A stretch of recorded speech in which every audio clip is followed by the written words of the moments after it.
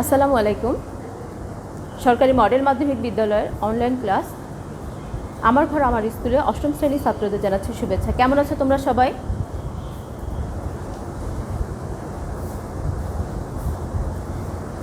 আমি ফারজানা ইব্রাহিম, সহকারী শিক্ষক বাংলা, তোমাদের সামনে আজ তোমাদের পাঠ্য বইয়ের একটা বিষয় নিয়ে হাজির হলাম। আমরা বাংলায় কথা বলি, বাংলা ভাষার জন্মকথা নিয়েই আজ আমরা আলোচনা করব। আজ আমার পাঠের বিষয় বাংলা ভাষার জন্মকথা।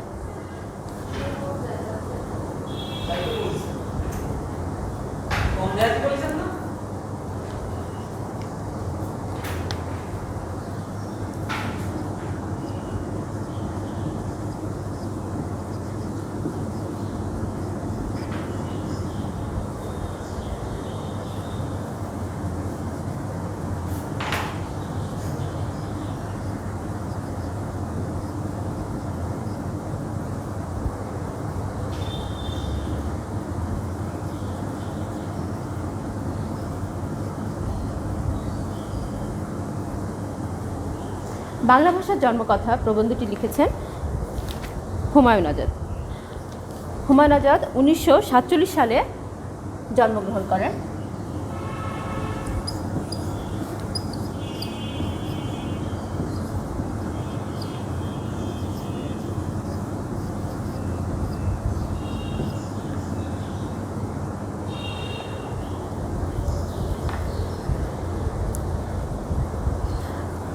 হুমায়ুন আজাদ জন্মগ্রহণ করেন কত সালে? 1947 সালে ঢাকার মুন্সিগঞ্জে রানীখাল গ্রামে। পেশায় ছিলেন তিনি অধ্যাপক। পেশায় ছিলেন কি? অধ্যাপক। ঢাকা বিশ্ববিদ্যালয়ের বাংলা বিভাগের অধ্যাপক ছিলেন।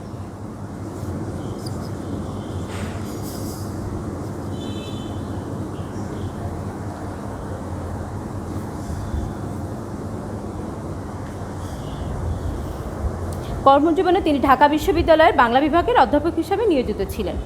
বাংলা ভাষা ও সাহিত্যের একজন গবেষক হিসাবে তার খ্যাতি আছে। তার গবেষণা গ্রন্থের মধ্যে রয়েছে শামসুর রহমান,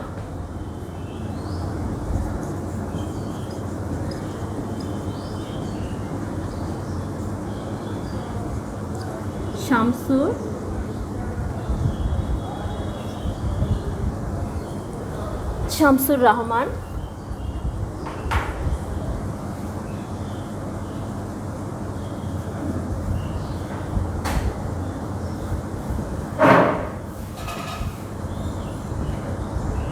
নিঃসঙ্গ শেরপা।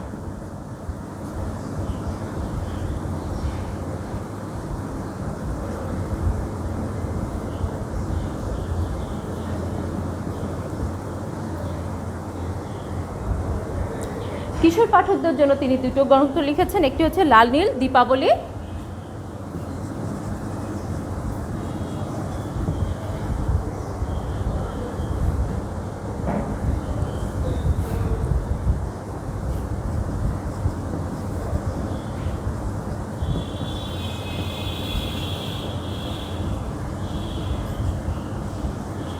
লাল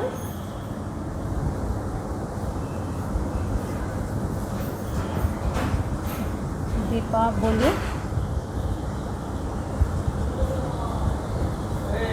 কত নদী সরোবর। কত নদী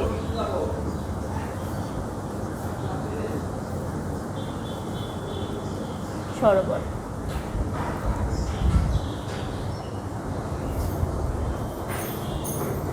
তার দুটি কাব্যগ্রন্থ আছে। কাব্যগ্রন্থের মধ্যে আছে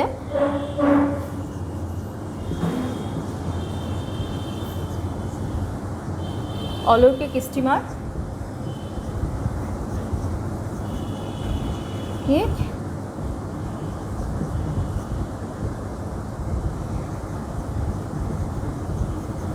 আর একটা হচ্ছে জল চিতাবাঘ।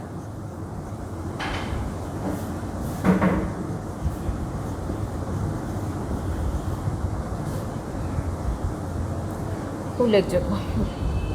তিনি পুরস্কার পেয়েছেন বাংলা একাডেমির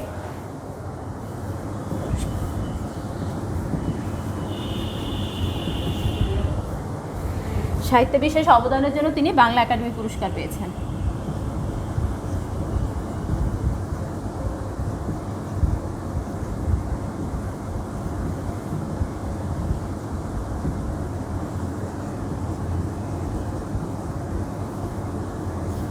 2004 সালে জার্মানির মিউনিক শহরে তিনি মৃত্যুবরণ করেন।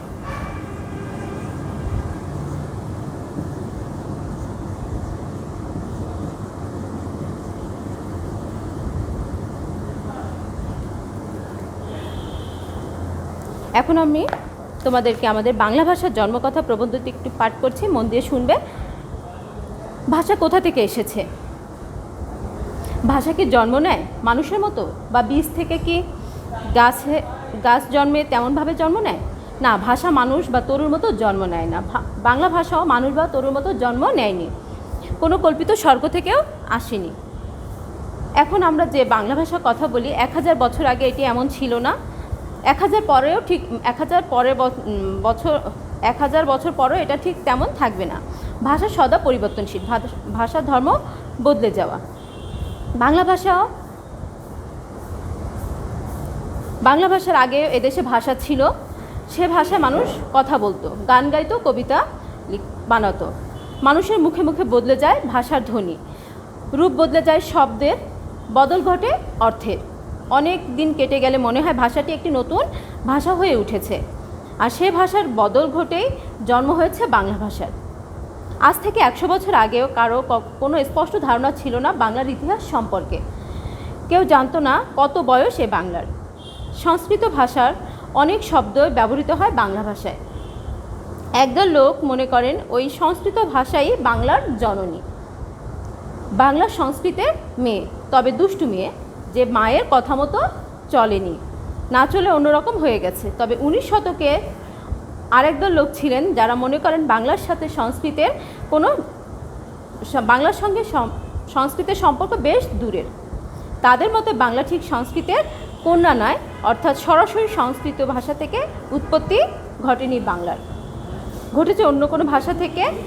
সংস্কৃত ছিল সমাজের উঁচু শ্রেণীর মানুষের লেখার ভাষা, কথ্য ভাষা ছিল না। কথা বলতো মানুষেরা নানা রকম প্রাকৃত ভাষায়, আর প্রাকৃত ভাষা ছিল মানুষের দৈনন্দিন জীবনের কথ্য ভাষা।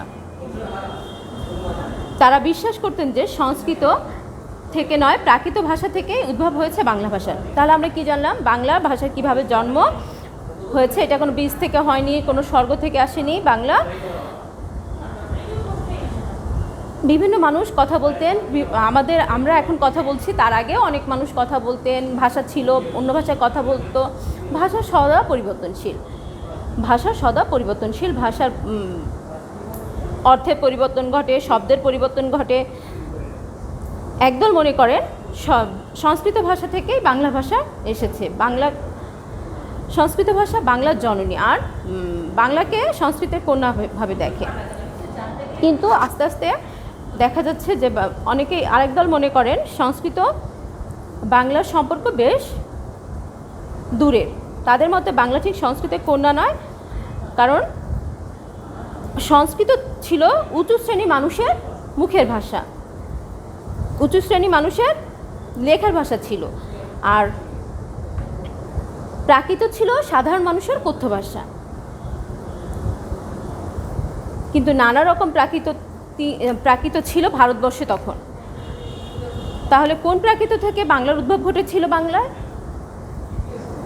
এ সম্পর্কে স্পষ্ট মত প্রকাশ করেছেন জর্জ আব্রাহাম গ্রিয়ারসন।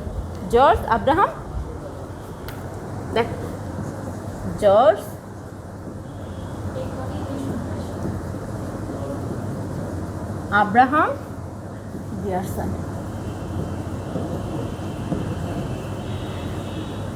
তিনি মনে করেন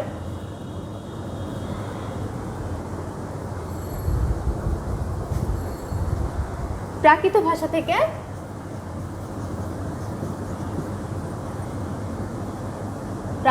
তার থেকে হচ্ছে মাগধী প্রাকৃত,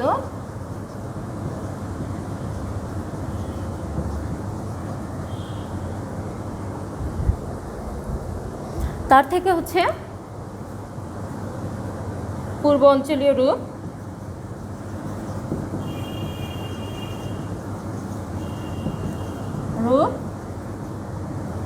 তার থেকে বাংলা। দেখো, জর্জ আব্রাহাম গ্রিয়ারসন তার বহু প্রাকৃতের একটি মধ্যে মাগধী প্রাকৃতের কথা বলেছেন। তার মতে মাগধী প্রাকৃতের কোনো পূর্ব অঞ্চলীয় রূপ থেকেই জন্ম নেয় বাংলা ভাষা। পরে বাংলা ভাষার উদ্ভব ও বিকাশের বিস্তৃত ইতিহাস সম্পর্কে রচনা করেন ডক্টর সুনীত কুমার চট্টোপাধ্যায়। আরেকটা আমরা দেখব, ডক্টর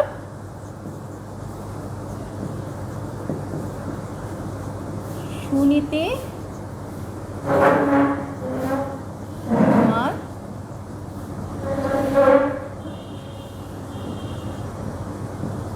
তার মতামতটা আমরা চট্টোপাধ্যায় এবং আমাদের চোখে স্পষ্ট ধারণা দেন যে বাংলা ভাষার ইতিহাস সম্পর্কে। যে ইতিহাস বলার জন্য আমাদের একটু পিছিয়ে যেতে হবে অন্তত কয়েক হাজার বছর।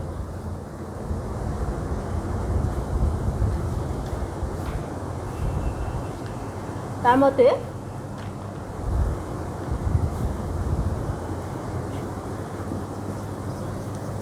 প্রাকৃত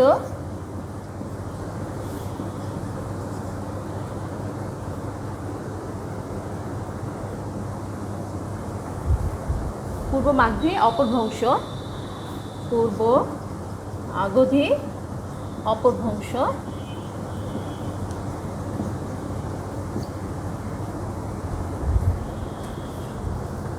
আর দুটো শব্দ পাচ্ছি আমরা। তারপরে হচ্ছে বাংলা আসামি, আর একটা হচ্ছে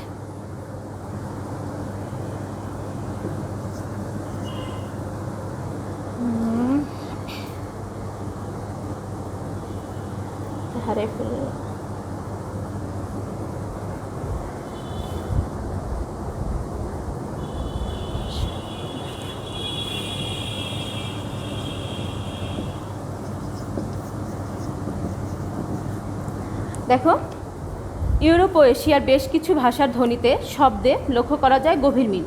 এ ভাষাগুলো যেসব অঞ্চলে ছিল এখনও আছে, তার সবচেয়ে পশ্চিমে ইউরোপ আর সবচেয়ে পূর্বে ভারত এবং বাংলাদেশ। ভাষাতাত্ত্বিকেরা এ ভাষাগুলোকে একটি ভাষাবংশের সদস্য বলে মনে করেন। ওই ভাষাবংশের নাম ইন্দো ইউরোপীয় ভাষাবংশ বা ভারতীয় ইউরোপীয় ভাষাবংশ।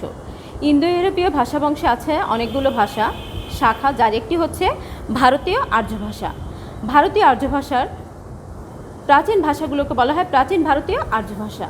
প্রাচীন ভারতীয় আর্য ভাষার প্রাচীন রূপ পাওয়া যায় ঋগ্বেদের মন্ত্রগুলোতে। এগুলো সম্ভবত লিখিত হয়েছিল যীশু খ্রিস্টের জন্মেরও 1000 বছর আগে, অর্থাৎ 1000 খ্রিস্টপূর্বাব্দে। বেদের শ্লোকগুলো পবিত্র বিবেচনা করে তার অনুসারীরা সেগুলো মুখস্থ করে রাখত। শতাব্দীর পর শতাব্দী কেটে যেতে থাকে। মানুষ দৈনন্দিন জীবনে যে ভাষা ব্যবহার করত বদলে যেতে থাকে সে ভাষা। একসময় সাধারণ মানুষের কাছে দুর্বোধ্য হয়ে ওঠে বেদের ভাষা বা বৈদিক ভাষা। তখন ব্যাকরণবিদরা নানা নিয়ম বিধিবদ্ধ করে একটি মানসম্মত ভাষা সৃষ্টি করেন, তার নাম সংস্কৃত ভাষা। অর্থাৎ বিধিবদ্ধ পরিশীলিত শুদ্ধ ভাষাই হচ্ছে সংস্কৃত ভাষা। সংস্কৃত ভাষাকে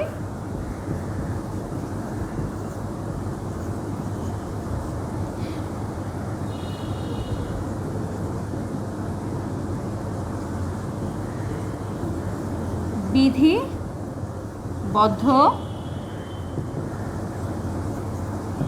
পরিশীলিত শুদ্ধ ভাষা হচ্ছে সংস্কৃত ভাষা।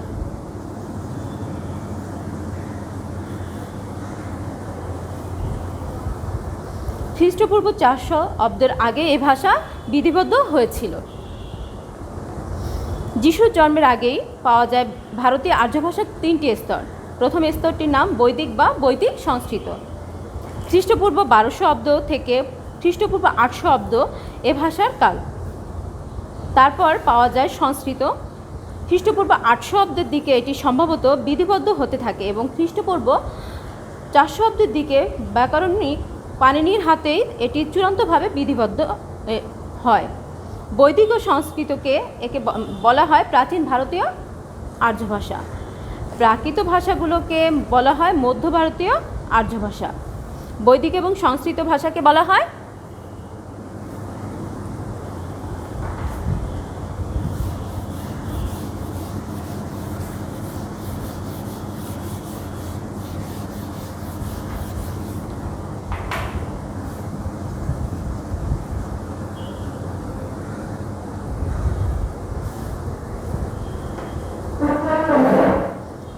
প্রাচীন ভারতীয় আর্য ভাষা। বৈদিক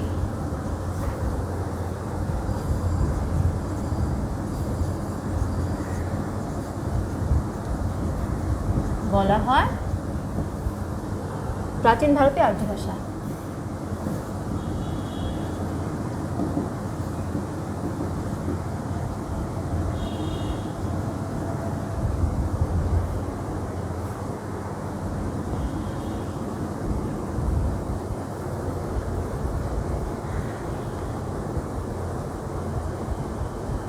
আর প্রাকৃত ভাষাগুলোকে বলা হয় মধ্য ভারতীয় আর্য ভাষা। প্রাকৃত ভাষাগুলোকে বলা হয় মধ্য ভারতীয়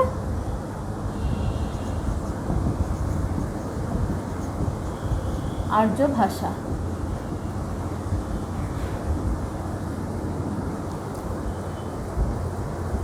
মোটামুটিভাবে খ্রিস্টপূর্ব 450 অব্দ থেকে 1100 খ্রিস্টাব্দ পর্যন্ত এই ভাষাগুলো কথ্য ও লিখিত ভাষারূপে ভারতে বিভিন্ন স্থানে প্রচলিত থাকে। এই প্রাকৃত ভাষাগুলোর শেষ স্তরের নাম হচ্ছে অপভ্রংশ। প্রাকৃত ভাষাগুলোর শেষ স্তরের নাম হচ্ছে অপভ্রংশ।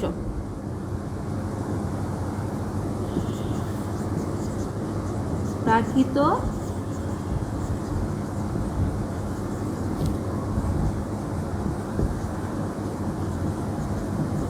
স্তরের নাম অপভ্রংশ, অর্থাৎ যা বিকৃত হয়ে গেছে, বিকৃত হয়ে গেছে। বিভিন্ন অপভ্রংশ থেকে উৎপন্ন হয়েছে নানান আধুনিক ভারতীয় আর্য ভাষার। সেগুলো কি কি ছিল? বাংলা, হিন্দি, গুজরাটি, মারাঠি, পাঞ্জাবি প্রভৃতি।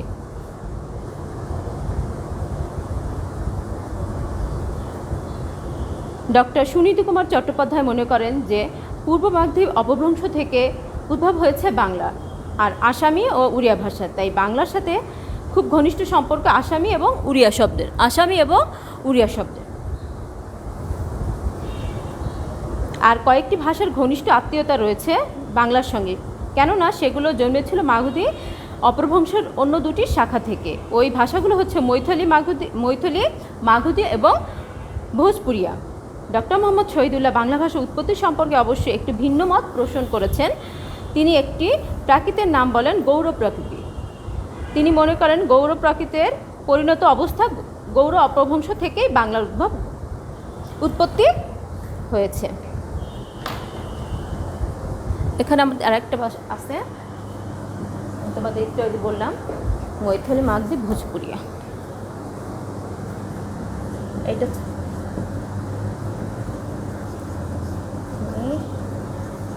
মাগধী ছিল,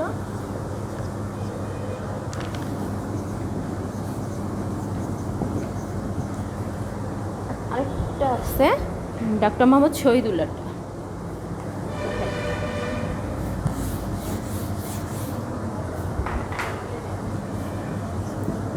ডক্টর মোহাম্মদ শহীদুল্লাহর মতে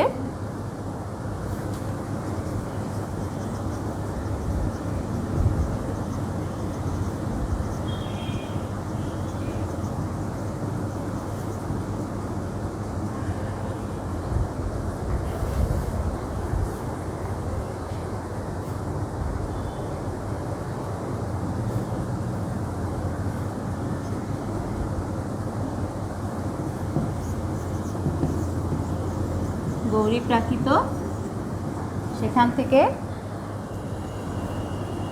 গৌরী অপভ্রংশ,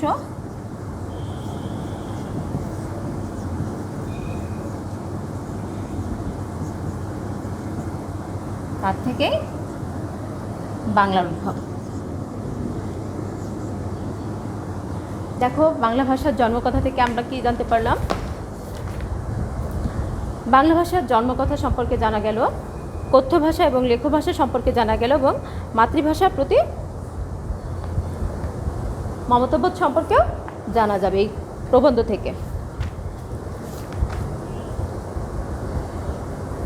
বাংলা ভাষার জন্মকথাটি বাংলা ভাষার জন্মকথা প্রবন্ধটি হুমায়ুন আজাদের কত নদী কত সরোবর বা বাংলা ভাষার জীবনী গ্রন্থ থেকে সংকলন করা হয়েছে। এ প্রবন্ধে লেখক বাংলা ভাষার উৎপত্তি সম্পর্কে আলোচনা করেছেন। ভাষার ধর্মই হচ্ছে বদলে যাওয়া। মানুষের মুখে মুখে বদলে যায় ভাষার ধ্বনি, শব্দেরও বদল ঘটে, সঙ্গে সঙ্গে শব্দের অর্থেরও বদল ঘটে। একসময় ধারণা করা হতো বাংলা এসেছে সংস্কৃত থেকে। তখনকার দিনে সংস্কৃত ছিল উঁচু শ্রেণীর মানুষের লেখার ভাষা। সাধারণ মানুষ কথা বলতো প্রাকৃত ভাষায়, আর এ প্রাকৃত থেকে বাংলা ভাষার জন্ম। ইন্দো ইউরোপীয় ভাষা বংশের একটি শাখা হচ্ছে প্রাচীন ভারতীয় আর্য ভাষা। এ প্রাকৃত ভাষাগুলোর বিকৃত রূপ হচ্ছে অপভ্রংশ। ডক্টর সুনীত কুমার চট্টোপাধ্যায় মনে করেন পূর্ব মাগধী অপভ্রংশ থেকে বাংলা ভাষার উৎপত্তি। ডক্টর মোহাম্মদ শহীদুল্লাহ মনে করেন গৌরী প্রাকৃতের পরিবর্তিত রূপ হচ্ছে গৌরী অপভ্রংশ। গৌরী অপভ্রংশ থেকে বাংলা ভাষার উৎপত্তি। আমরা বাংলা ভাষার জন্মকথা সম্পর্কে জানলাম। বিভিন্ন গবেষকের গবেষণার মাধ্যমে আমরা দেখো যে একটা পেলাম, জর্জ আব্রাহাম গ্রিয়ারসন, তার মতে প্রাকৃত থেকে প্রাকৃত মাগধী, পূর্ব অঞ্চলীয় রূপ এবং তারপরে বাংলা। ডক্টর সুনীত কুমার চট্টোপাধ্যায়ের মতে প্রাকৃত থেকে পূর্ব মাগধী অপভ্রংশ, তারপরে বাংলা।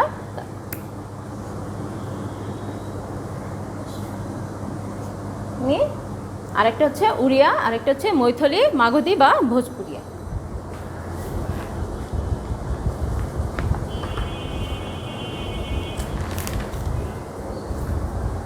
তোমরা এই ছকগুলো একটু দেখবে। এই ছক থেকে আমাদের বাংলা ভাষার শ্রেণী, বাংলা ভাষা কিভাবে আসলো, কোথা থেকে আসলো, কত সাল থেকে কত সাল পর্যন্ত, সেটাও তোমাদের পাঠ্যবই থেকে এই বিষয়টুকু আয়ত্ত করবে। দেখো আমি তোমাদের এখন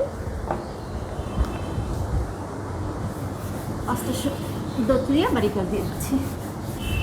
আমরা যে শব্দগুলো পেলাম এখানে, ভাষাতাত্ত্বিক। ভাষাতাত্ত্বিক কি? ভাষার উৎপত্তি ও ক্রমবিকাশ সম্পর্কে যারা গবেষণা করেন, ভাষাতাত্ত্বিক। ভাষা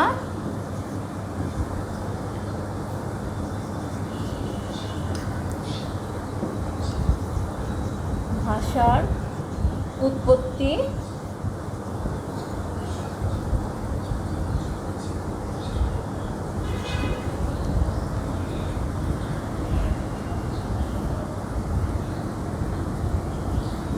ক্রমবিকাশ নিয়ে যারা গবেষণা করেন।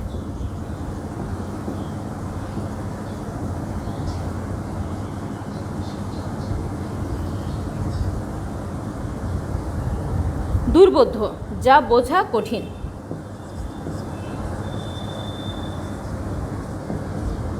যা বোঝা কঠিন। বিধিবদ্ধ,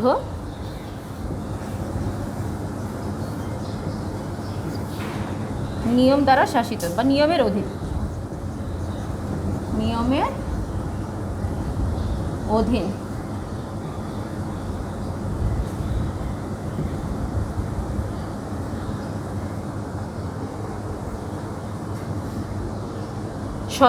তরু কি ছিল? গাছ। শতাব্দী হচ্ছে 100 বছর।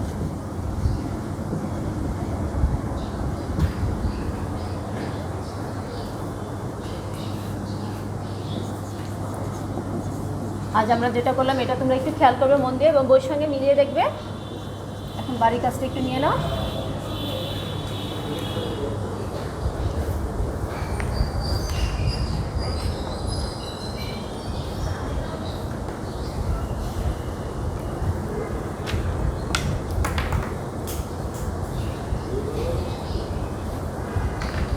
বাংলা এবং সংস্কৃত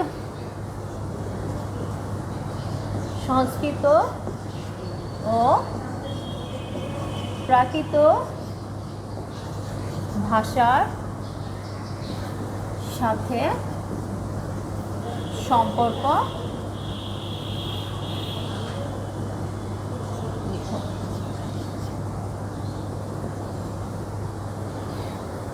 বাড়ির কাজটা একটু নিয়ে নাও। প্রাকৃত ও সংস্কৃত ও প্রাকৃত ভাষার সাথে বাংলা ভাষার সম্পর্ক। প্রাকৃত ভাষার সাথে সংস্কৃত প্রাকৃত ভাষার সাথে লেখাই আছে, সংস্কৃত ও প্রাকৃত ভাষার সাথে